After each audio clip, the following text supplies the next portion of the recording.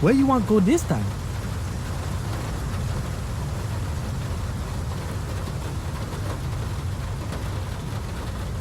The Melville Port in Brooklyn. Whatever you want.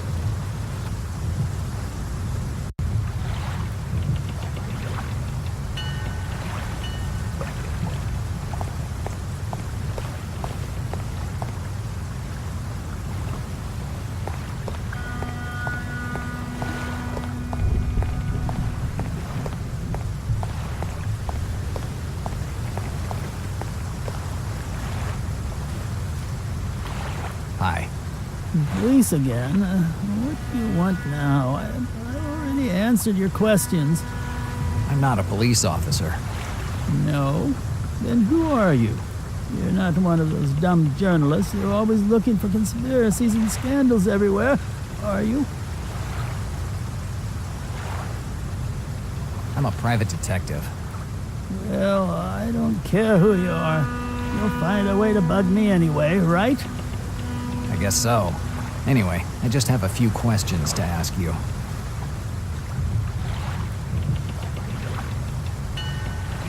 What are you doing here? It's the same question that I'm asking myself. I was woken up in the middle of the night by a call from the police who ordered me to close the port due to an investigation. So you were the port manager? You could say that. Actually, I'm the only one here. I'm the port manager, the secretary, and even the cleaning crew. What do you know about what happened here tonight? I know that one guy bumped off another guy, and he picked this port to do it. That's what I know, as I told the police over and over again. You don't seem too surprised by what went on. It's not the first time, and it won't be the last that someone gets bumped off around here. Has it happened before? You could set your watch by it, just like my rheumatism. This port has its share of some of the worst scumbags in New York, and sometimes we even manage to get a few troublemakers from out of town. Once they even found a Chicago police lieutenant drowned under one of the piers. A well-attended place, I'd say. It wasn't always like this. In the good times, the port was the apple of the eye of Brooklyn's commercial activity.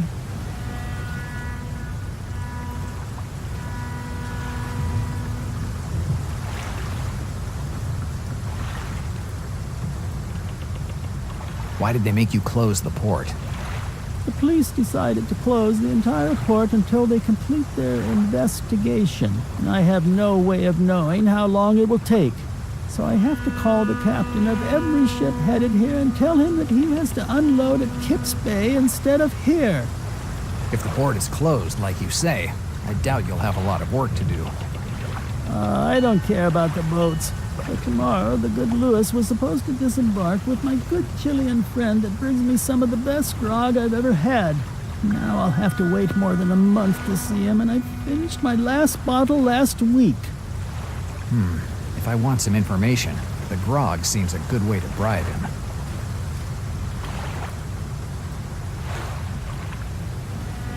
Tell me about the port. It was the beginning of the century. New York felt like it was the capital of the whole world. I was just a young sailor with a few dollars in my pocket and no reason to stay on the mainland.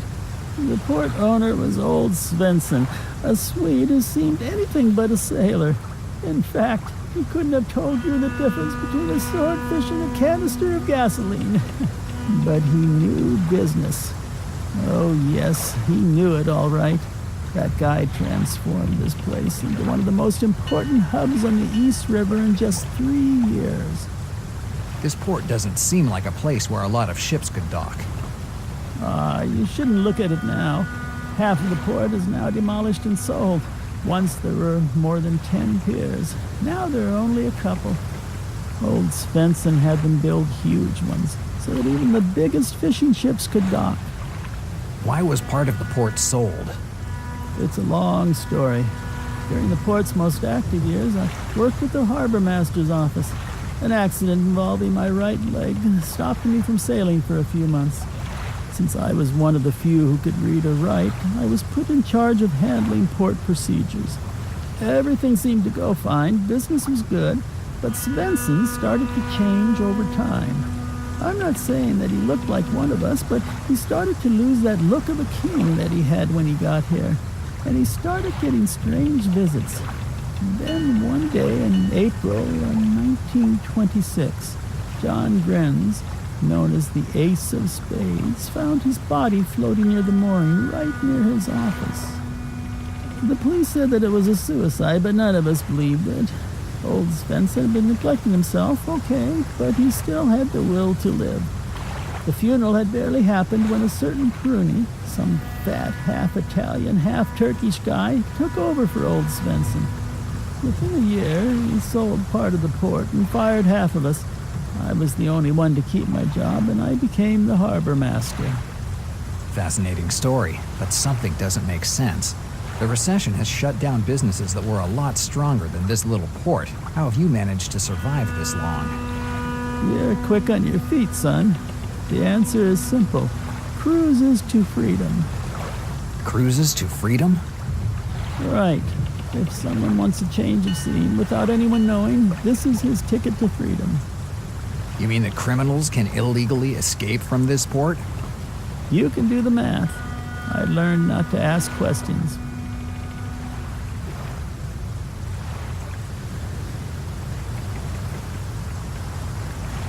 Did you see a man with a girl tonight? It looks like you know more than you pretend to, son. So have you seen a little girl? Sorry, but I can't give you any information about who leaves from the port. It's the rules.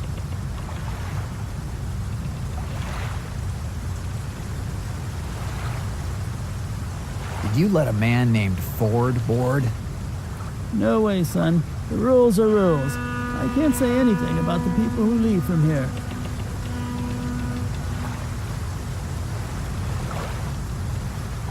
I don't need anything else. Good luck, son.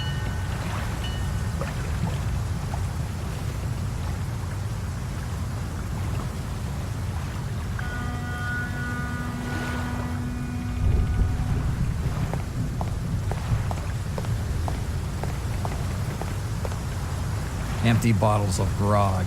It must be what's left of the harbor master's stash.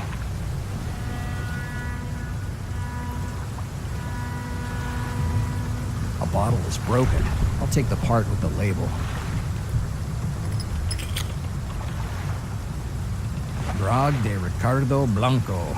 This stuff is over 120 proof. Every sip cuts your liver's life by a week.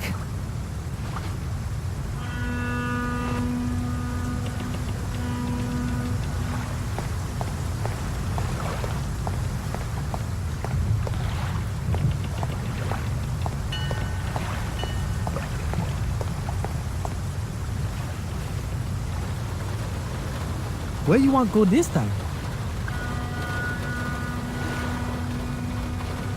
Essex Street, Lower East Side. Okay.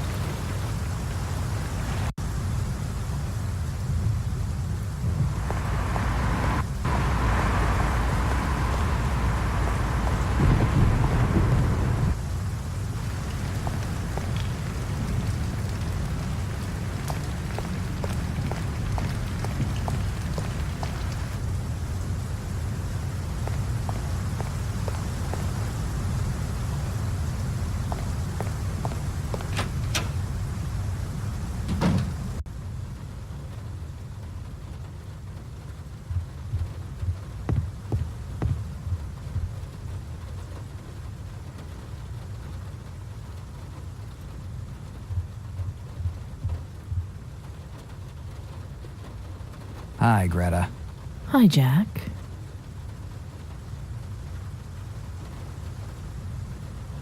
Do you have a bottle of grog?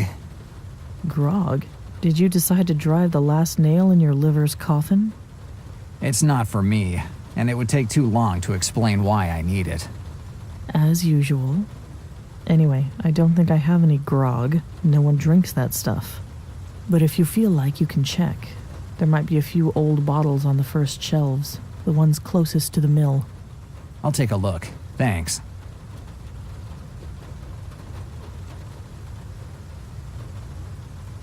Okay, I'm going now. Bye, Jack.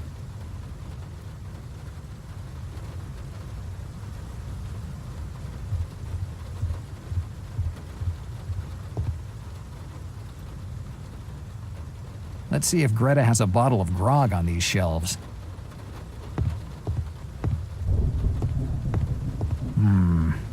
I don't see anything that looks like grog.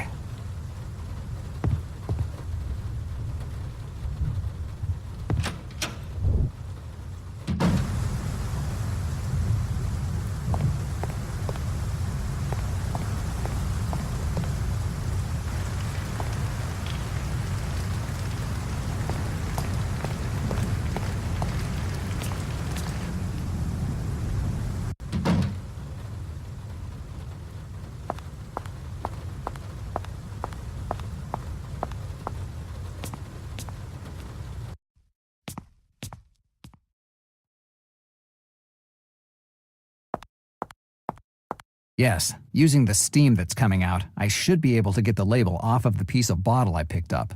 Let's see. Excellent. Now I have a Grog de Ricardo Blanco label ready for use.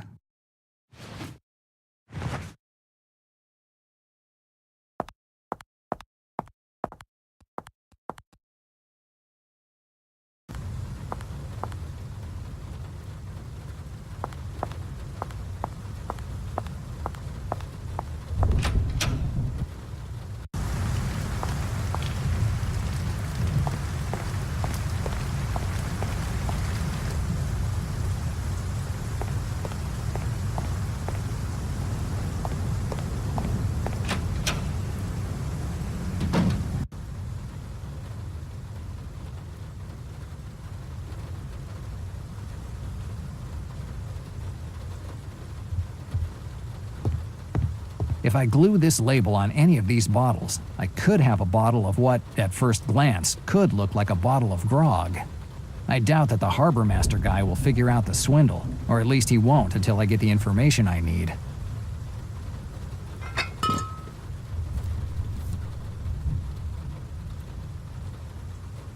It looks perfect. It looks the same as the bottles of grog I found at the port.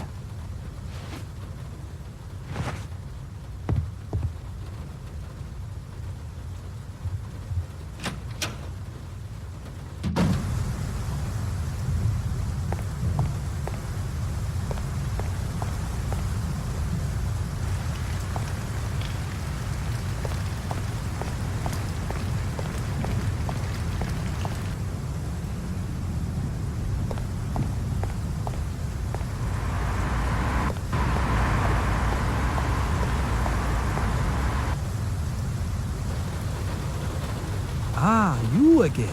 Where we go this time?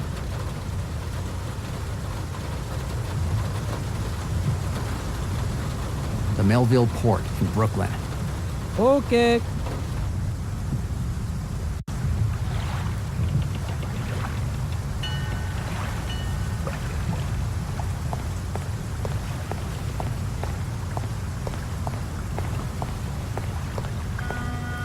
There are barrels and crates everywhere at the port.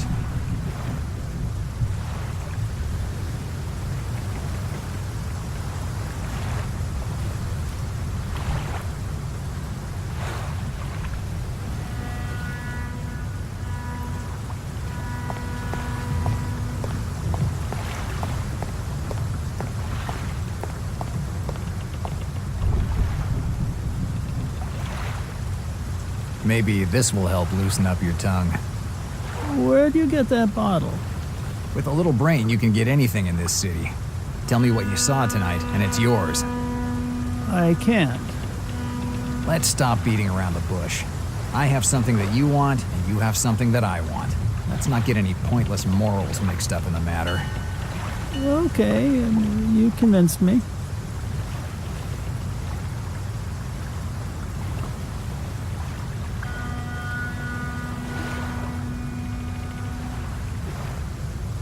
Tell me who boarded tonight. Around closing time, the guy who was found bumped off on the dock came here. He had a little girl with him. He asked if he could board the Sainte Marie de la Mer. The Sainte Marie de la Mer. It's the same name that was in my dream. First that hitman, and now the name of the ship. How's all this possible? Did you see anyone else other than the guy with the girl? And now that I think about it, yes. I had just closed the harbor master's office when I saw a man near the lamppost. I had never seen him around here before. He wasn't a sailor. He was too elegant to be an old salt. Describe him. I only saw him in passing. It's better to avoid looking at anyone for too long around here. Did you notice anything particular? He was dressed well, but that's it. Where did you say he was? Under that lamppost over there, the one next to the sacks. Okay.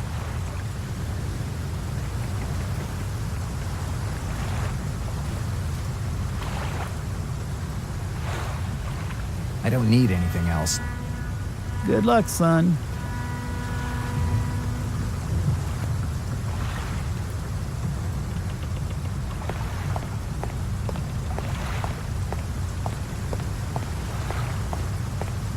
This is where the harbor master saw the guy come after Sean. Maybe I'll find something interesting.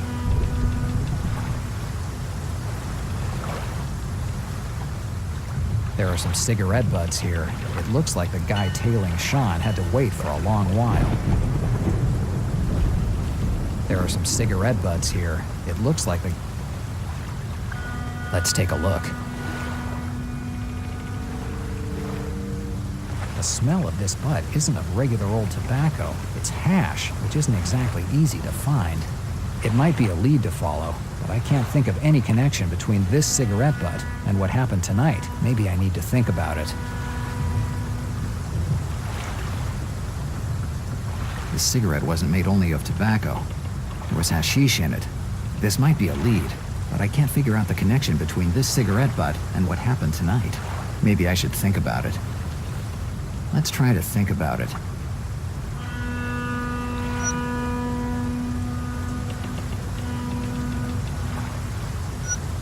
John said that the guy he saw near his cab was smoking a cigarette that smelled funny. And now I find this hashish smoke.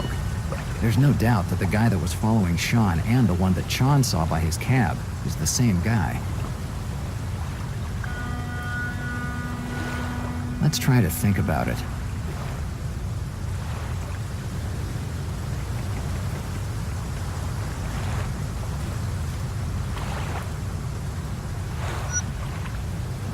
I can't think of anything. The cigarette butt won't be much help figuring out the identity of this mystery man, but I might find other clues. No, I already got everything I need to know from these butts. There are pieces of paper lying around. It looks like they formed a matchbox once. Who knows why it was ripped up like this?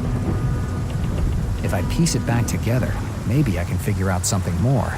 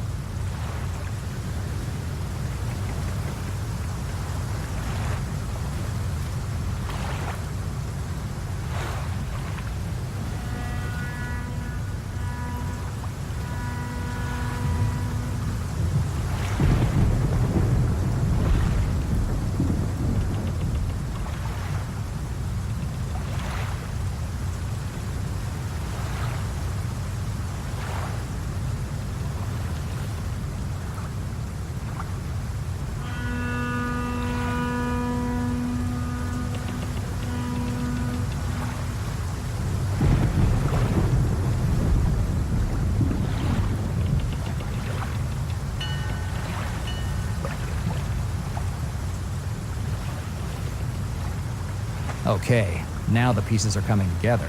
Unfortunately, I don't have all of them here. I can't read exactly what's written on the box. It certainly refers to some kind of business. Maybe the telephone book that I have in my office will be of some help.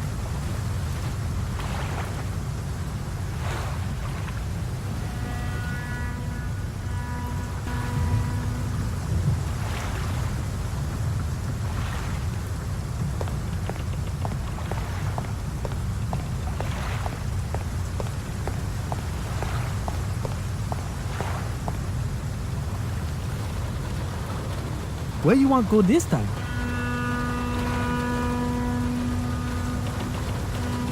Essex Street, Lower East Side. Whatever you want.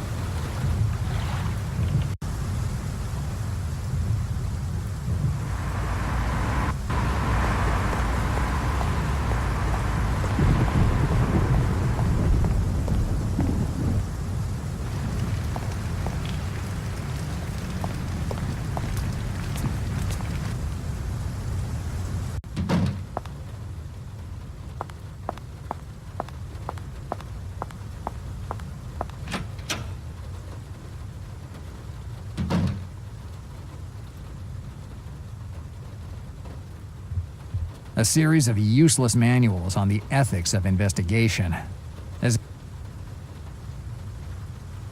The only useful thing on this shelf is the New York phone book. Yes, this matchbox definitely comes from a store or joint in New York. Comparing it with the names of businesses in the phone book, I should be able to figure out the full name. And get the address, too.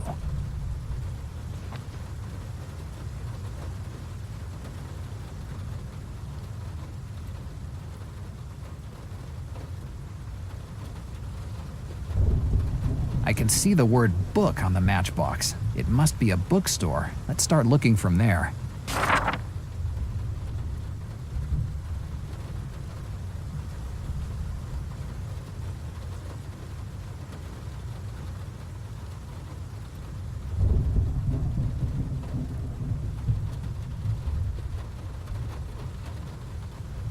Little Peninsula.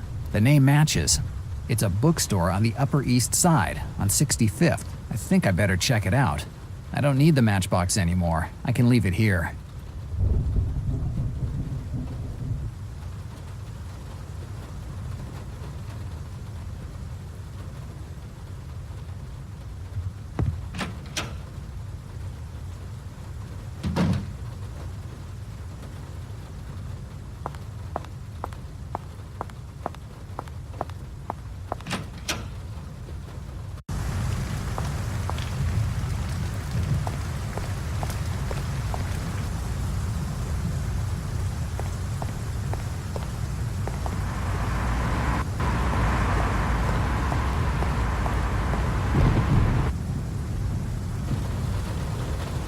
Ah, you again. Where we go this time? –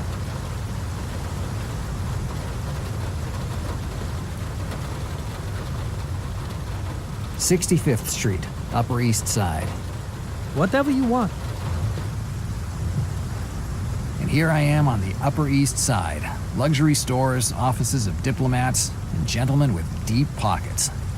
A right place to work on my intolerance of hypocrisy. Even with the economical crisis, the Upper East Side continues to be full of luxury restaurants. It doesn't matter how bad things are, as long as people can afford a $10 steak, we'll be convinced that everything is okay.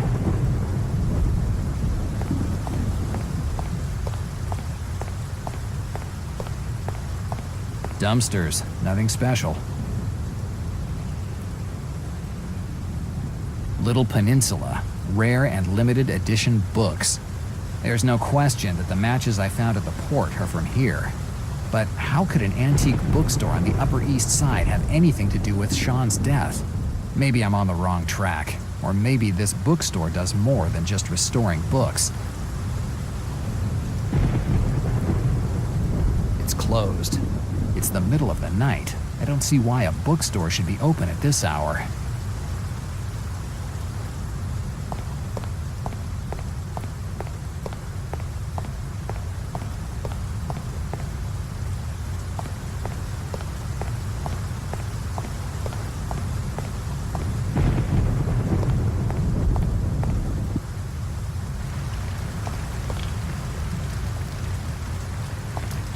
So, in theory, these crates should contain materials to bind books, or something else useful for an antique bookstore.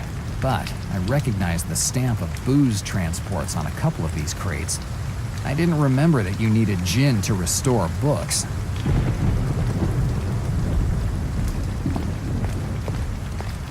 Empty boxes, nothing interesting. They've even pasted the alleys with this crap they call electoral campaign. It's the service door for the Little Peninsula.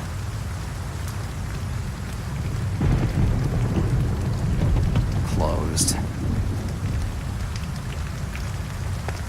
There's a call box near the door.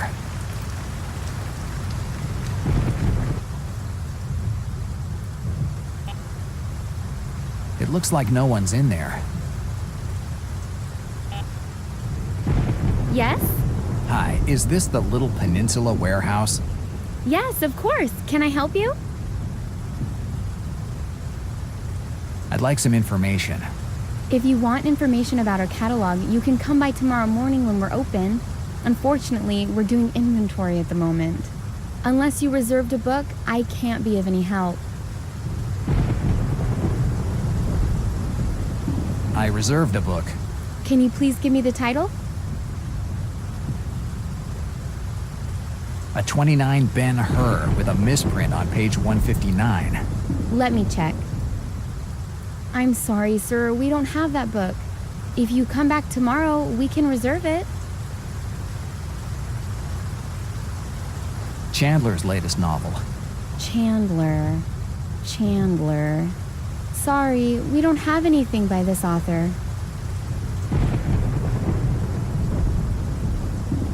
Forget it. Goodbye. An inventory in the middle of the night. I might be untrusting, but I don't buy it. There has to be something else under this place.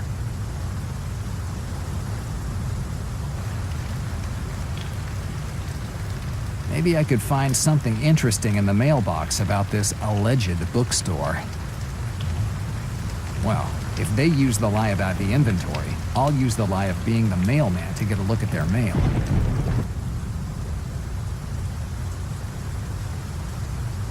The box has a lock. I need a cylindrical key to open it.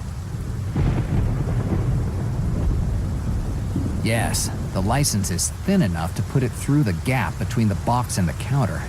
Let's see. Perfect. I opened it. Luckily, no one has picked up the mail yet. Let's take a look. It's a telephone bill. It's billed to a guy named Edward Marzetti. I've heard this name before, but where? Maybe it'll come to mind if I think about it. It's a telephone bill. It's billed. Maybe if I...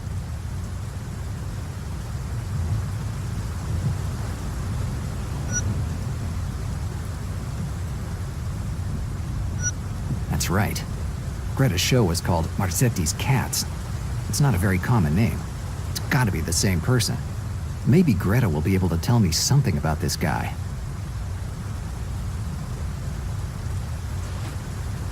I'd better put the bill back in its place.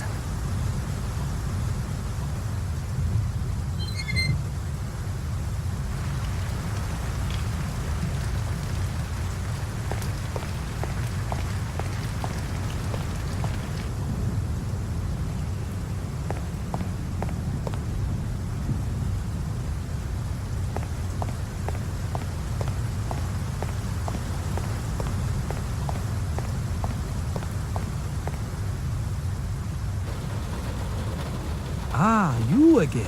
Where we go this time?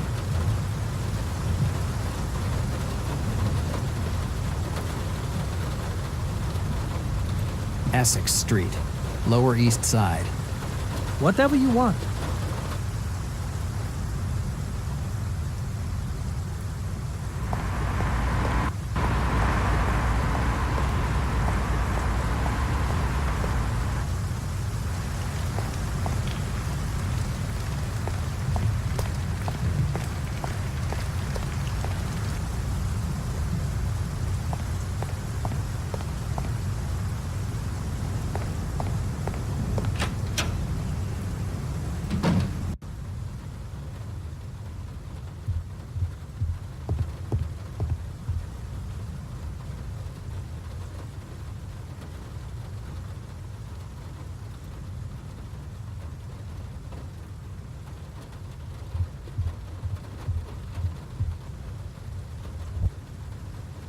Hi, Greta.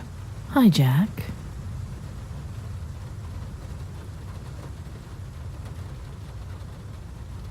Do you know a certain Edward Marzetti?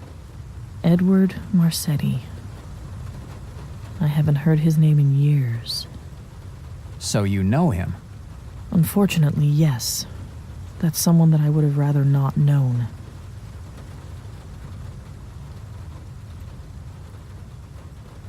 How do you know him? Years ago, when I was still dancing, I worked at this little joint in Little Italy, New Naples. Marzetti was the owner. There were lots of joints like that at the time.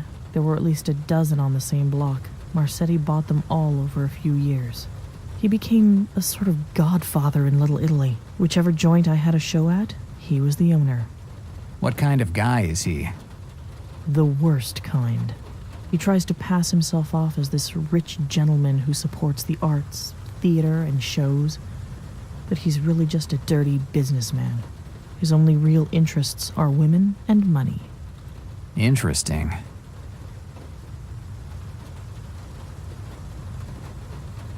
Why was his name associated with your show in France? He was the one who paid for everything. Our dance company was pretty successful here in New York, so Marzetti suggested we go to France. With his typically bad taste, he called the show Marzetti's Cats. Despite the name, it was pretty successful. All the shows were sold out. Have you ever worked for him again? No, it's been years since I've been out of that circle.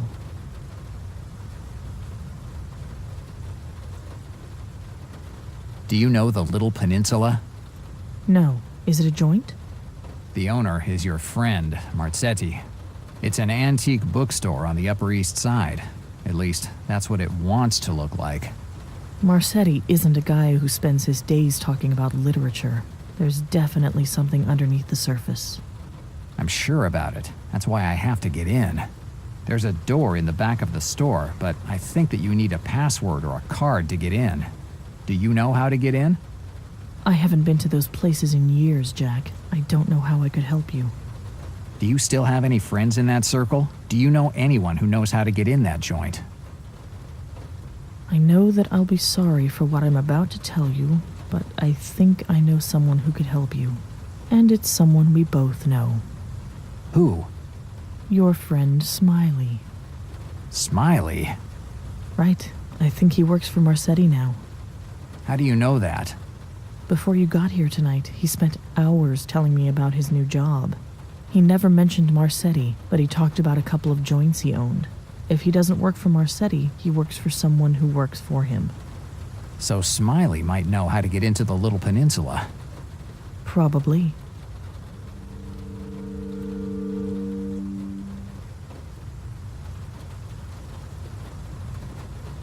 Let's change the subject.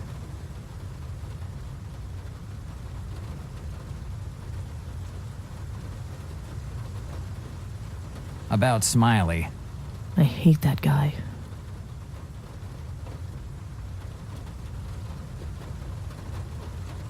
He is often at the joint. Tell me about it. He's here every day. He always gets here at 9 p.m., sits down, orders his stupid blueberry cocktail, and plants himself there. I hate him. Do you have any idea why he always comes to your joint? Unfortunately, yes.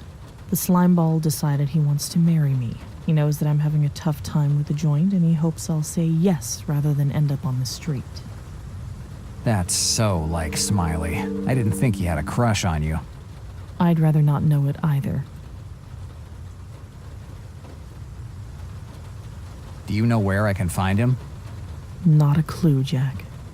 The thing that's important to me is that he stays far away from my joint. If he really works for Marzetti, he'll know how to get into Little Peninsula. You're a private detective. You won't have any problems finding out where he lives now.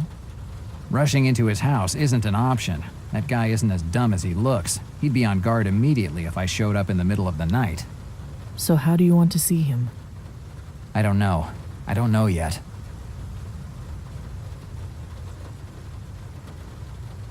I have a favor to ask you. Let's see.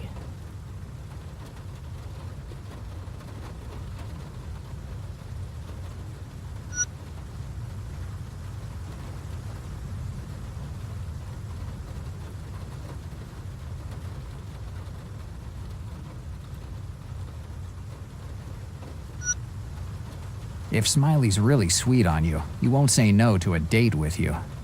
What? You want me to go out with Smiley? That's the idea. Jack, it's out of the question. I don't have any intention of going out with him just to do you a favor. Calm down. You won't have to go out with him. You just have to make sure that he comes here. What do you mean? Do you have a telephone upstairs? Yes? Okay. Call him and tell him to come to the joint. When he gets here, say you have to go put some makeup on your face or any other thing that you broads do before you go out. And go upstairs and call my office. You have the number. Then I'll take care of Smiley. Can't you go out with that thug?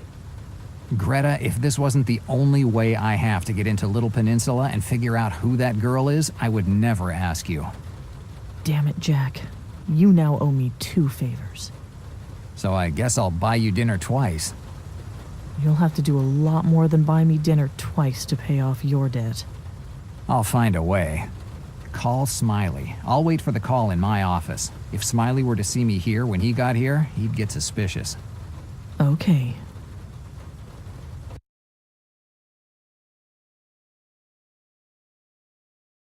Good. This must be Greta. The telephone. The telephone. Hello? Jack, it's Greta. Is Smiley there? Yes, it's amazing how quickly he got here. Typical. He's downstairs.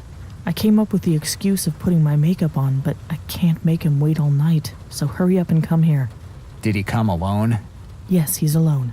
Okay, I'll be there in a second. Jack, hurry up. I don't want that beast near me for another second. I'm coming. I'd better head for the Red Tulip.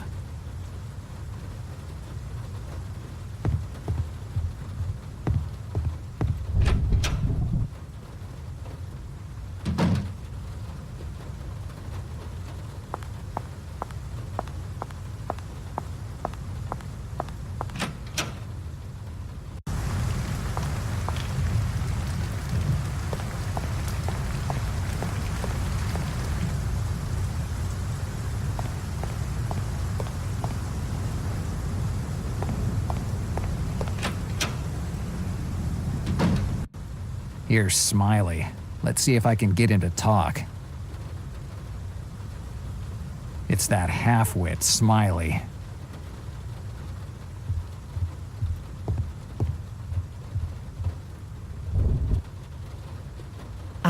Detective, what brings you here?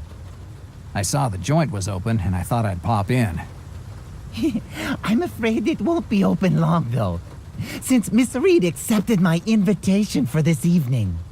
Congratulations, Smiley. Now, besides being a crook, you've become a lady killer. You aren't jealous, are you? Jealous of what?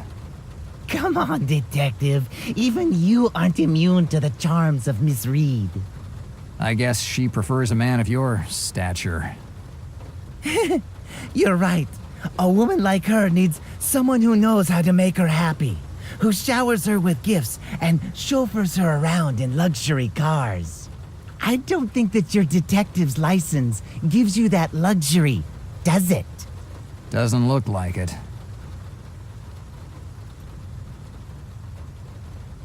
Do you know a certain Edward Marzetti? Marzetti? No, I've never heard the name. Don't play the fool, Smiley. I know you work for him.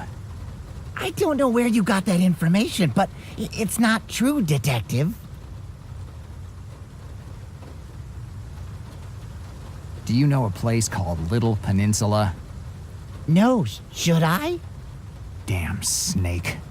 A nice hook to his solar plexus, and I could get him to say he wears women's underwear. But I can't risk it. I have to find another way to get what I want.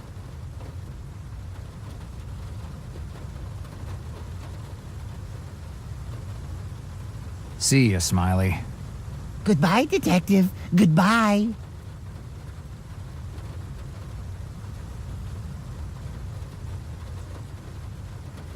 Blueberry juice. Only Smiley has the guts to drink this stuff. In all the time I've known him, I've never seen him drink real booze. Me drink blueberry juice? You've got the wrong guy.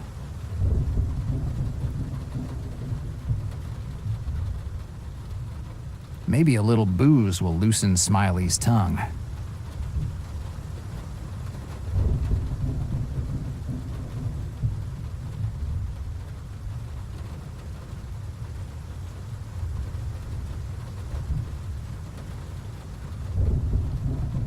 I've never seen anyone let their guard down so much with just a little booze. I've never seen anyone let their guard down. Let's see what he has with him. Smiley had a few bucks and this piece of paper with him. The Art of Chess by Humphrey DeForest. It looks like the title of a book. I better remember it, and I better leave the paper where I found it.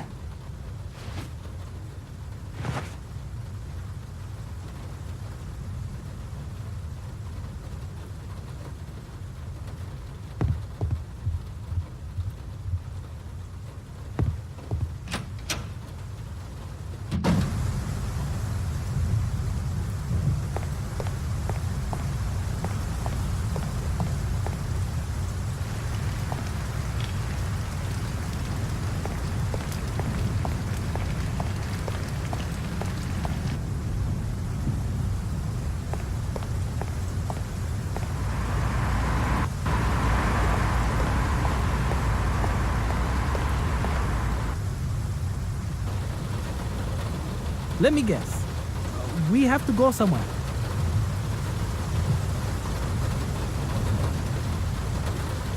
"65th Street, Upper East Side." Okay.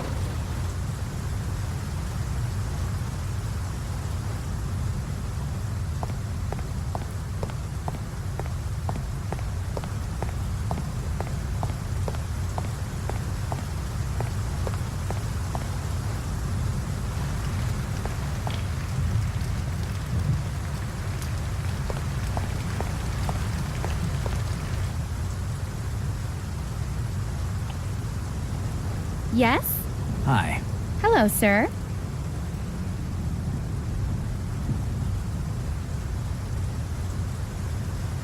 I reserved a book. Can you please give me the title?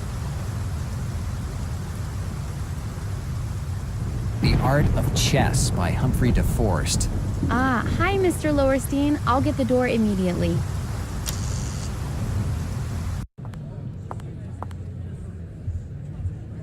So is this how a bookstore's warehouse looks like?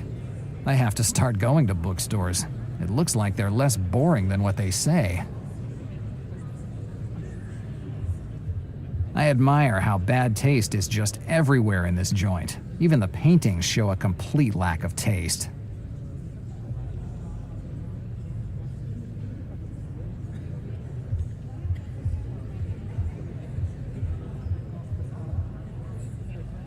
Hello, sir. Do you want something to drink? Yes, I'll have a whiskey. Make it a double, no rocks. Sorry, we don't have whiskey. You don't have whiskey? We only make cocktails here. We have more than 50, and they're all great. If I may, I'd suggest you order an orange gin. It's our best cocktail. I bet that's one of those cocktails that has an orange slice, ice, and a little umbrella. An orange slice, ice, and a nice little umbrella. I hate umbrellas when it rains, let alone in a drink. Forget about it. I don't want anything. Whatever you want. Anyway, I'm looking for Edward Marzetti. Ah, are you a friend of Mr. Marzetti? Yes, an old childhood friend. I see. But Mr. Marzetti isn't here right now. Why's the stage empty? It's just a matter of time. Charlotte's show will start soon. What's it about? She's the club's main attraction. She's a belly dancer, and when she performs, there's never a free table. Belly dancer. Sounds like a good way to relax. Where can I find Marzetti? Ah, I wouldn't know. He's not here now. Do you know when he'll be here? Unfortunately, I don't. Mr. Marzetti's a busy person. He's not often in the club. Goodbye. Goodbye, sir.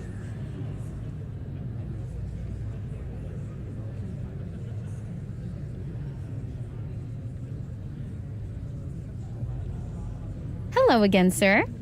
Hi. Goodbye. Goodbye, sir.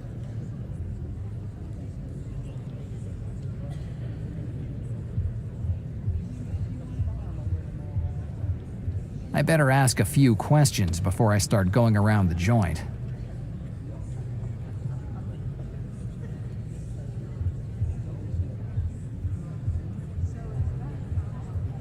Well, look here.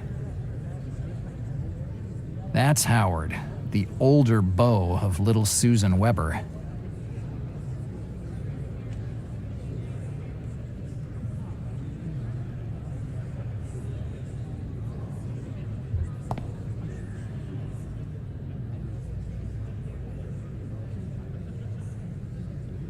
It's a silver cigarette case with the initials HP. This junk will cost at least what I make in a month.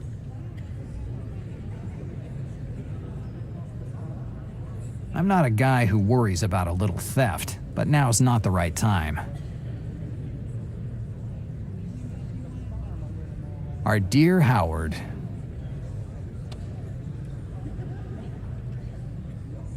Hi. Hi, with whom do I have the pleasure? Better use a fake name. I'm Kennel Riley. I'm a private detective. Oh, a private detective. Fascinating. And tell me, Riley, are you one of those detectives that always goes around with a gun in their coat? I hate guns. They just help certain detectives to feel more macho when they would be better off changing jobs instead. Fascinating opinion. Let me introduce myself. I'm Howard Paul. Feel free to take my business card. Howard Paul, film producer. It looks like a field where there's a lot of money to make. Oh, but of course the real goal is to make art. Cinema is art. Which I guess makes you an artist. You could say that.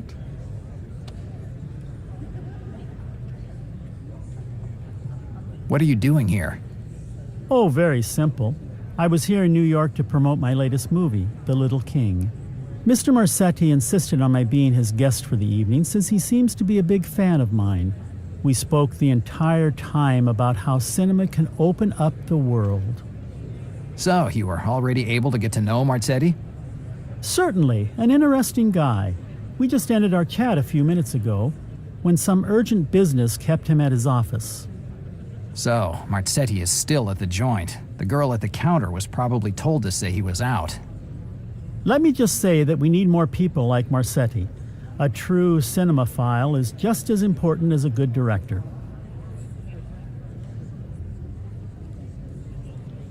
What type of movies do you produce? Obviously, ones that sell well. Adventure, mystery, love stories. The genre doesn't matter. What matters is that it sells. And not to brag, but I never produced a film that didn't sell well. You must have seen The Night of the Falcon, right? I must have missed it. I'm not a big fan of the movies. I can assure you that you're one of the few who didn't see it. The critics considered it to be one of the best movies of the last 10 years. You know, it's about a detective, just like you. The director did a great job with the character. He's a real gentleman. He inherited from his family a lovely castle on the Scottish hills, but his incredible fame brings him around the world. From Tibet to ancient Egypt, he knows how to do almost everything. He's a martial arts master, an excellent fencer, and knows more than 8 languages. A great guy. Right. He matches with most of the detectives I know. If it weren't for a certain dyslexia due to excessive drinking and the fact that the most luxurious place they have ever slept in was a $1 per night motel. You're very funny, and you have the perfect face for the movies. When I get tired of tailing cheaters and 18-year-old runaways, I'll think about it.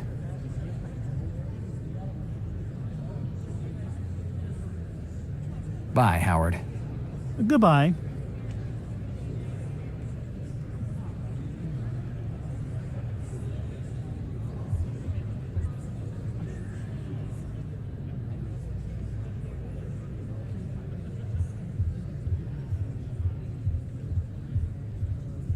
I better ask a few questions before I start going around the joint.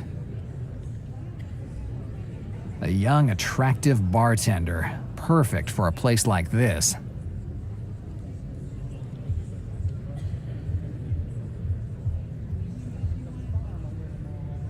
Hello again, sir. Hi. I heard that Marzetti's at the club. Who told you that? Old acquaintances. Well, I shouldn't say it, but Mr. Marzetti is actually in the club. But he expressly asked not to be disturbed. Miss, I just need to see your boss for a few seconds. Oh, no. These things always end badly. A friend of mine from my cinema classes almost lost her job for something like that.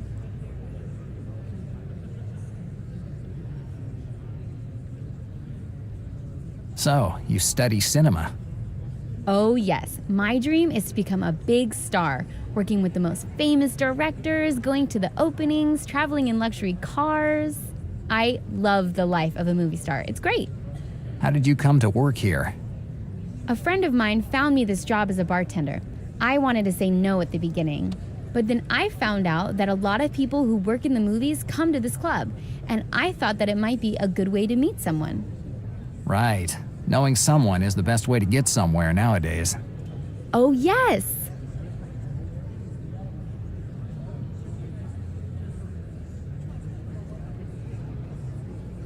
Goodbye. Goodbye, sir.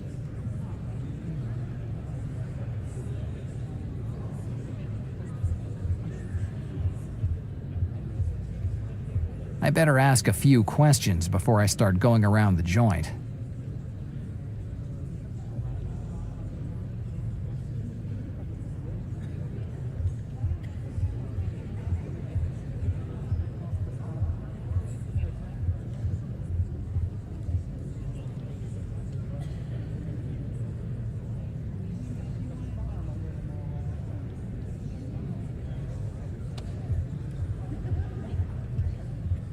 I'm not going away. Not before I get information on this Edward Marzetti.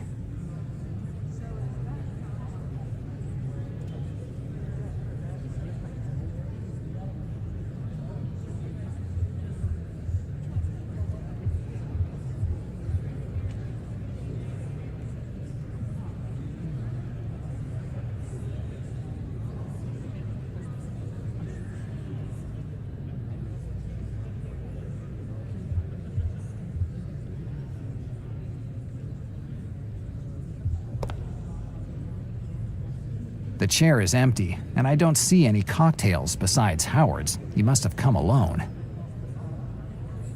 I don't want to sit down now.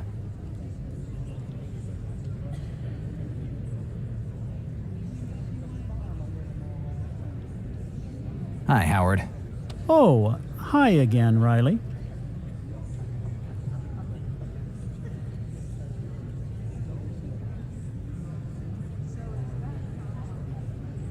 Bye, Howard. Goodbye.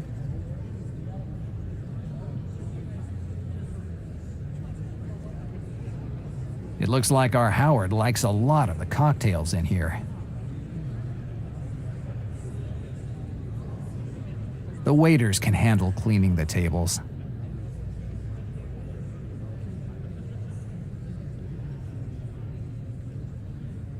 I don't want to sit down now.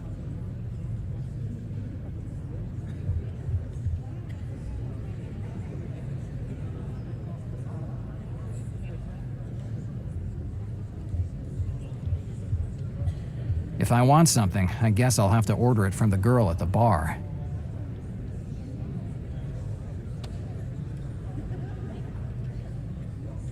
The business card of the famous film producer Howard Paul. I bet that it's with this one that he seduced Harvey Weber's daughter, the tramp. Except for a bottle of gin, there isn't anything that looks like real booze on these shelves.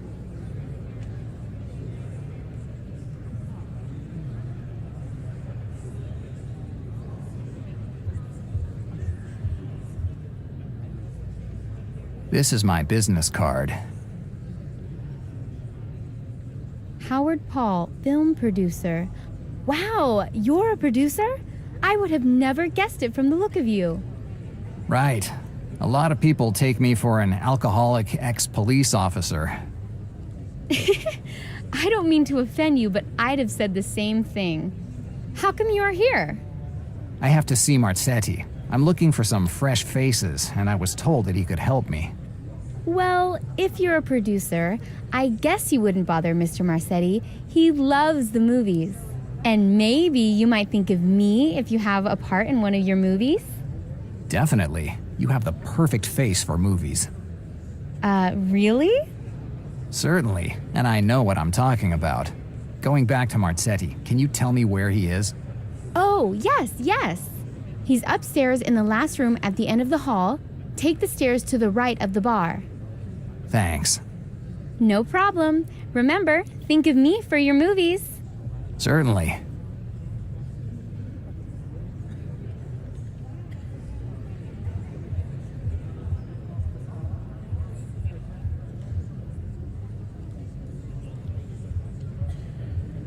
I'm not going away. Not before I get in for...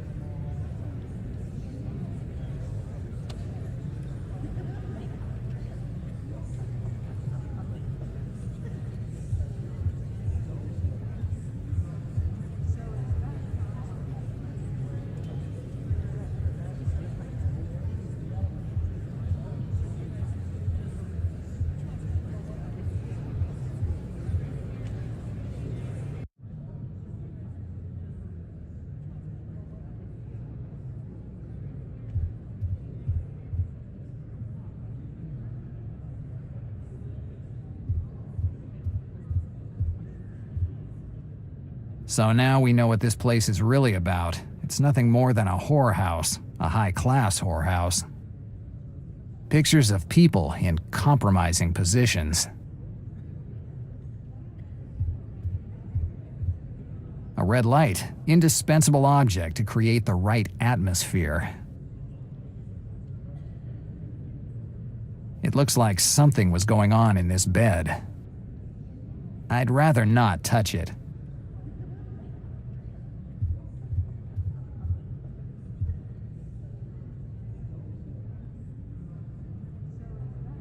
He must be Marzetti's bodyguard.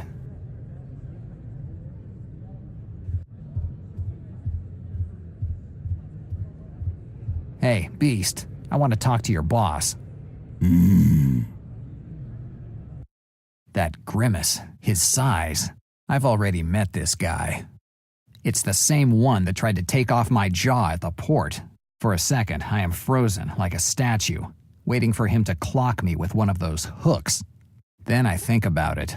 The port was as dark for me as it was for him. He must not have recognized me. At least, not yet.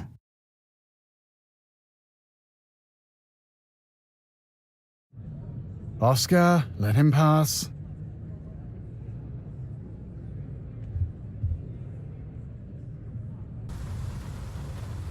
Come in, sit down.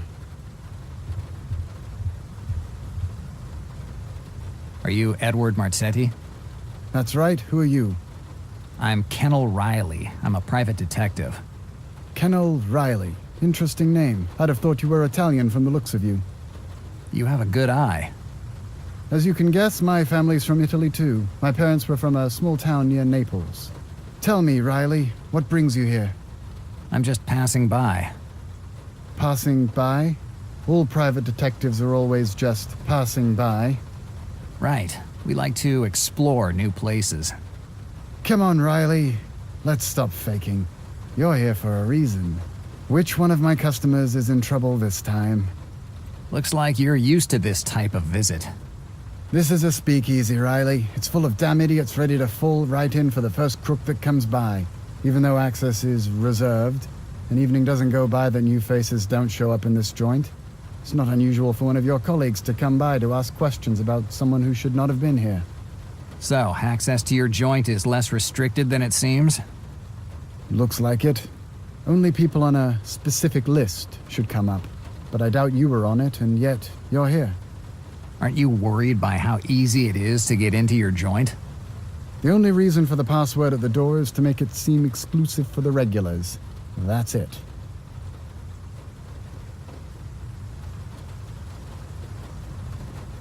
Talk to me about the joint. It's one of the many joints where the New York haves come to have fun. They drink their cocktails, they hang out with a pretty girl, and the next morning they go back and wag their finger at alcoholism and prostitution as the main reasons why the city's going to the dogs.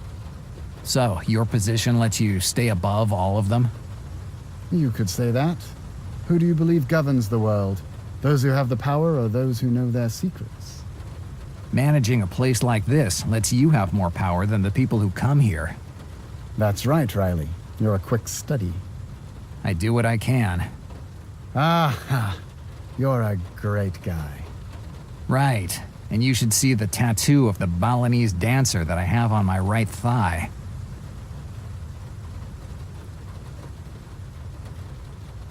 What do you do for a living? I have a few joints in New York and a couple in Los Angeles.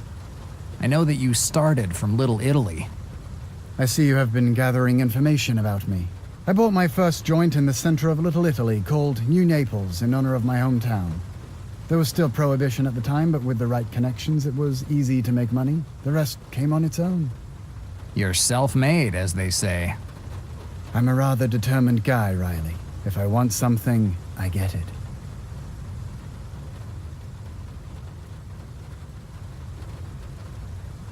I heard you're a movies fan. Ah, I bet you've shared a few words with old Howard. That guy's a genius. You'd never think it to see him. He falls head over heels for the first woman he meets, but he has a nose for movies. He hasn't made a film that hasn't sold out. I'm sure that the directors might have some credit, too. Nearly all of the scripts that he has funded were, on paper, on the edge of decency, but he knew how to make the most out of them. Helped out by his financial resources, of course, and he isn't short on them. Why did you invite him? I have money to spend lately, and I've decided to invest it in the movies. They seem to have a good business potential. I've been courting old Howard for months to finance one of his films, but he's a tough guy. He always wants to do everything by himself. But sooner or later, I'll convince him, I'm sure.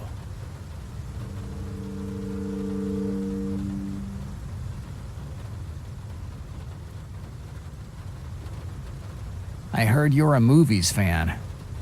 Ah, I bet you've shared a few words. You'd never think he hasn't. I'm sure that the Nearly all of this helped out. Why did you invite? I have money to. I've been courting, but sooner or later.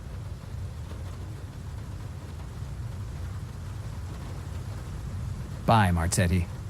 It's been a pleasure to talk with you, Riley. Come back to see me. I'll tell the bartender to let you in whenever you want. Just give your last name at the call box. You're not the kind of guy who lets a password get in his way.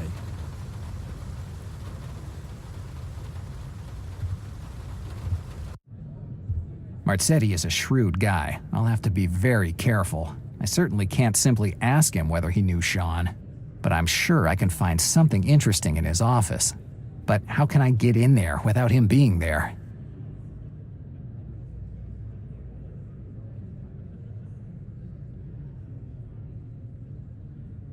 They look like VIP rooms. There are about 6 of them in the hallway.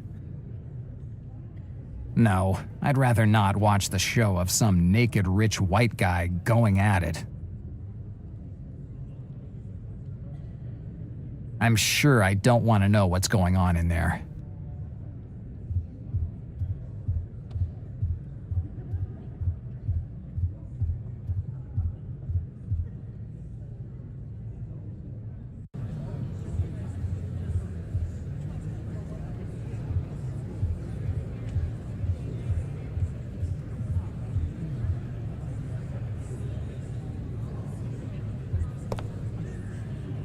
The chair is empty, and I don't see any cocktails besides Howard's. He must have come alone. I don't want to sit down now. Howard. Maybe he could be helpful to get Marzetti out of his office so that I could take a look around.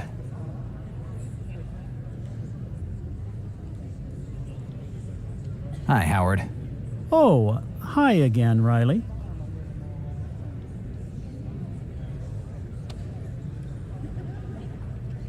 Tell me about the offer that Marzetti made you. I understand you've also had the pleasure of speaking with Marsetti. Yes, let's say I've had the pleasure. He didn't send you here to convince me to accept his offer, did he? No one sent me. I'm just curious. His offer is very attractive, but I usually work alone. I don't like partners or investors that stick their nose in the production, or worse, in the direction. So you don't plan on accepting it? Oh no. Marsetti could offer me all the tea in China, but I'm faithful to my job and I wouldn't change it for anything.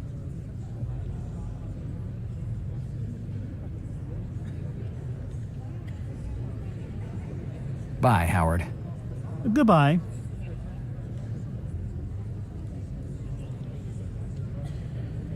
I don't want to sit down now.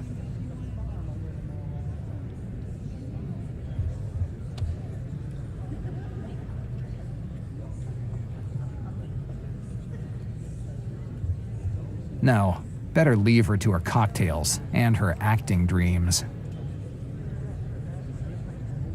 No, better leave her to her cocktails and her acting dreams.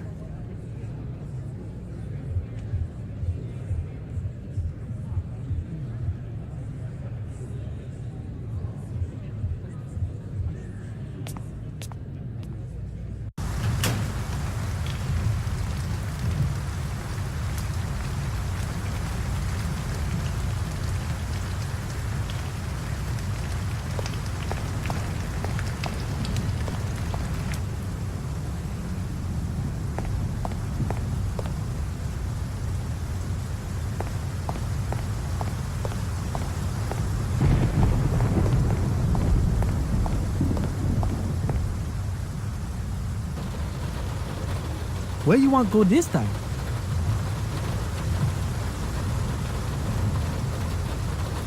Essex Street, Lower East Side. Okay.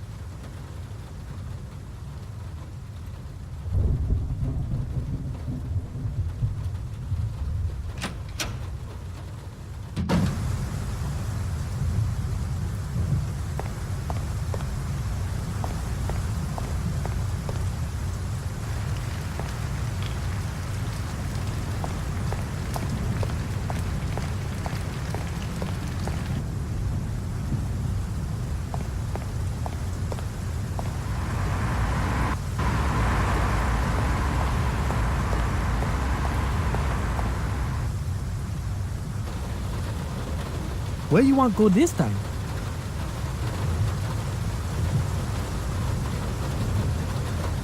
'65th Street, Upper East Side. Whatever you want.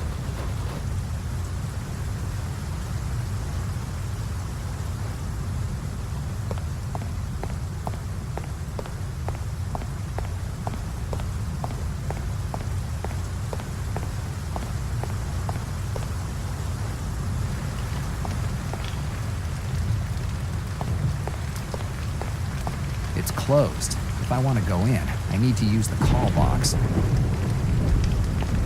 There's a call box near the door. Yes? It's Riley. Of course, Mr. Riley.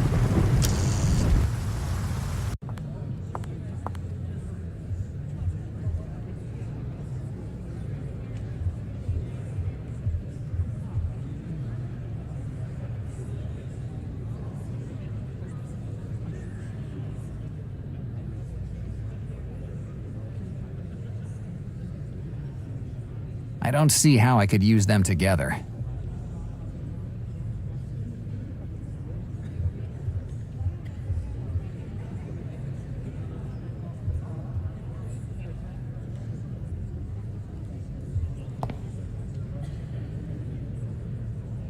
Howard.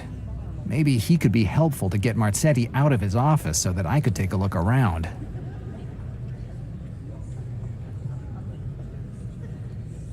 Hi, Howard.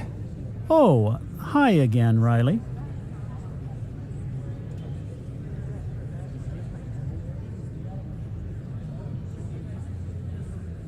Bye, Howard. Goodbye.